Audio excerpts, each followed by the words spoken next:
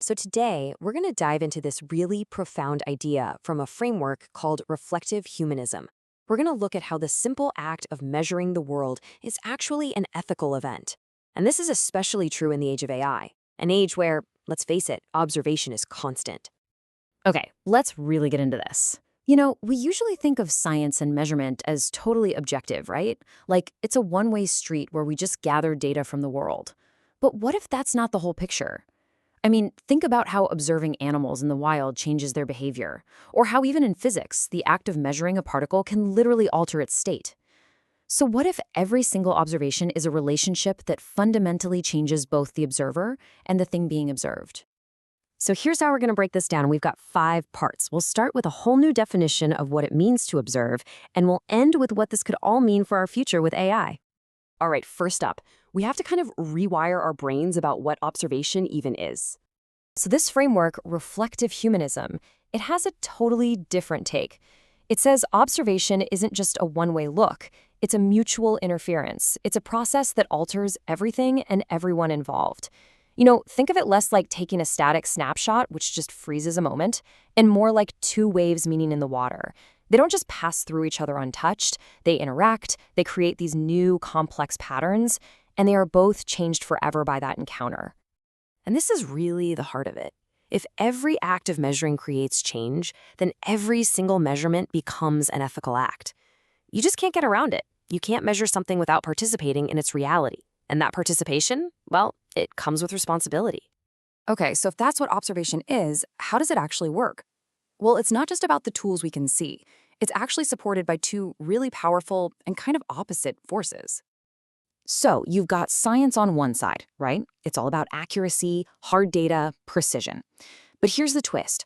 All of that precision completely depends on the stability and receptivity that something like silence provides. I mean, you can't get a clear signal in a storm of noise, can you? Now, what's really fascinating here is how this framework reframes these conditions. The really mind-bending part is that these things, silence, a stable temperature, the rhythm of our own breathing, even trust, they're not just background conditions. They are critical parts of the measurement equipment itself.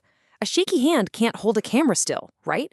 In the same way, an unstable or untrusting environment just can't produce clear data. They are the invisible instruments. And that leads us to this huge idea.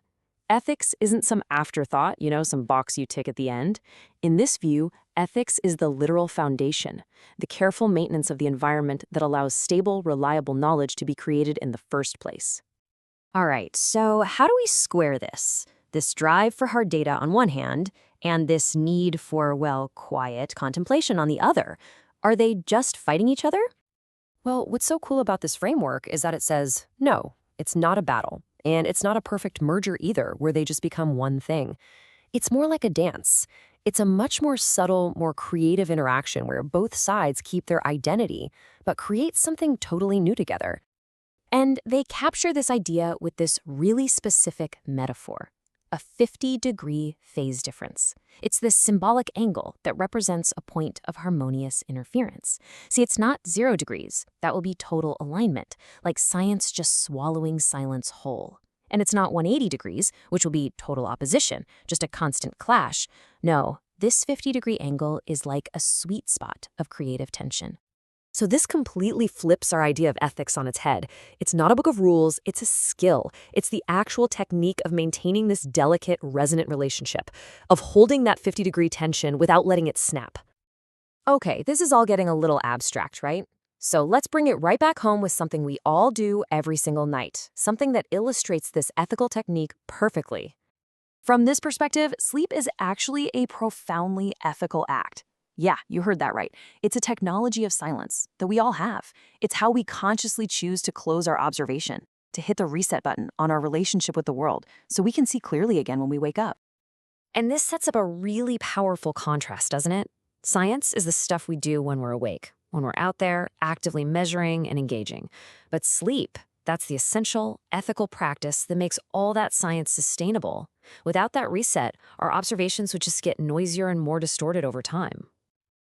And boom, that brings us right to the heart of our modern challenge. In a world of constant measurement, with AI systems that literally never sleep, that are always watching, always analyzing, where is our right to just close observation? How do we protect our essential human need to ethically pause and reset? So, where does this all leave us? What are we supposed to take away from this whole journey into the ethics of measuring? Well, what this framework gives us is a way to see how these three fields are not in separate boxes at all. They're all integrated parts of a single, humane way of knowing the world. Science measures the world, sure. Contemplation observes ourselves doing the measuring. And ethics, that's the skill of holding that entire relationship together.